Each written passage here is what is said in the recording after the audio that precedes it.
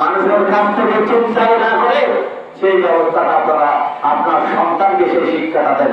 হাত জোর করে একটা কথা বলতে চাই, আমি যারা এখানে হাইজ্যাক করে আপনারা জানেন গুটি কয়েকজন, কোন সংখ্যায় তারা বেশি নয়, গুটি কয়েকজন।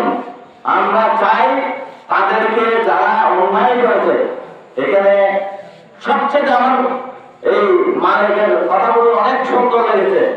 মালিকের মতো যদি প্রত্যেকটা গার্ডিয়ান সেভাবে সিদ্ধান্ত নেয়, কারো করে অন্তত পক্ষে হাইজ্যাকার থাকবে না, কারো করে কোনদিন চিন্তাই করে থাকবে না।